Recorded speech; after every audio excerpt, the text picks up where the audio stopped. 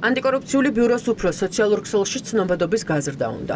ამ მოტივით რაჟდენ კუპრაშვილმა შესყიდვების სააგენტოს მიმართა. წერილში ანტიკორუფციული ბიუროს ხელმძღვანელი წერს, რომ სურს Facebook გვერდის და მასზე განთავსებული სიახლეების პოპულარიზაცია. ანუ იმის გაპიარება, ვისთან რა შეხვედრას გამართავს.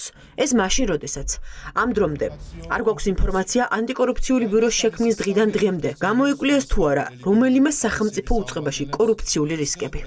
ეს არის ჩვეულებრივად საბიუჯეტო თანხების ფლანგვა, იმიტომ რომ ანაირი პოპულარობა არ ჭირდება ანტიკორუფციულ ბიუროს, იმიტომ რომ ქვეყნის შიგნითაც და ქვეყნის გარეთაც ყველა მიცის, არ არის დარჩენილი ქართული ოცნების მაღალჩინოსანი, რომელიც ხალხის ხარჯზე მილიონებს არ შეულობს, არ იტაცებდნენ მათ ტყეებს, მიწებს, საბიუჯეტო თანხებს, არაფრენდენ თავიანთი შვილებს ჩარტელურ რეისებით სახელმწიფო თვითმფრინავები და არც ერთი მსგავსი გახმაურებული კორუფციული სკანდალი არ ყოფილა გამოძიებული ანტიკორუფციული სამსახურის მიერ.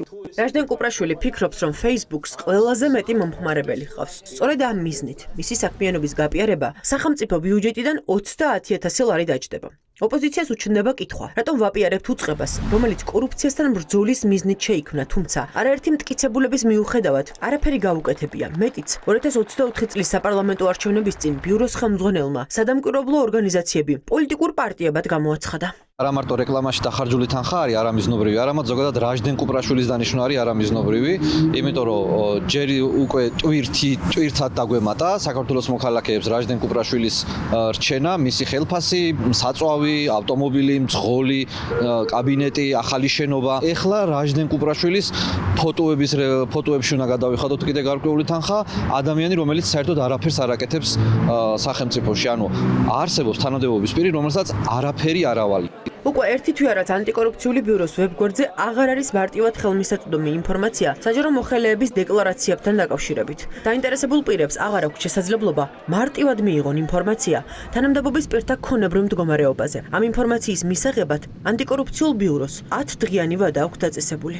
ანტიკორუფციული ბიურო შექმნის დღიდან ჩვენს ქვეყანაში წარმოადგენს ჩვეულებრივ პარტიულ ორგანიზაციას. ის არამც თუ მუშაობს კორუფციის შემთხვევების გამოვლენაზე და კორუფციასთან ბრძოლაზე, არამედ ის ჩვეულებრივად ეხმარება ოცნების რეჟიმს კორუფციის დაფარვაში და ივანიშვილის რეჟიმს ეხმარება საკუთარი ძალაუფლების შენარჩუნებაში. მიმდინარეობს პირდაპირ მნიშვნელობით ინსტიტუციების კვლავ.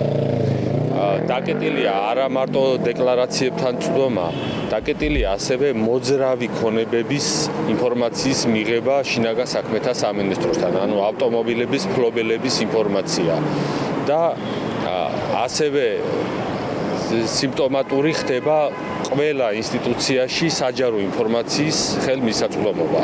მალე სახელმწიფო ბიუჯეტიდან 30,000 ლარი გამოიყოფა. ეს თანხა კი ანტიკორუფციული ბიუროს Facebook გვერდის რეკლამირებას მოხმარდება.